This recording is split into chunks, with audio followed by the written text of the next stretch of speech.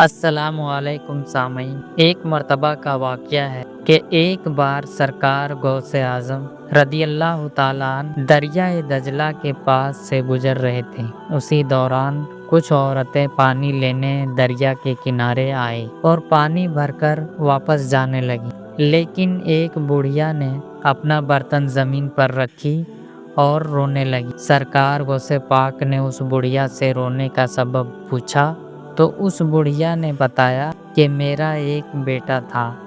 آج سے 12 سال پہلے میں نے دریا کے اس پار سے شادی کر کے کشتی میں باراتیوں کے ساتھ سوار ہو کر واپس آ رہے تھے۔ اچانک دریا میں بھنور آ گیا اور کشتی تمام باراتیوں کے ساتھ ڈوب گیا۔ اس کے بعد میرے سوا کوئی زندہ نہ نکلا۔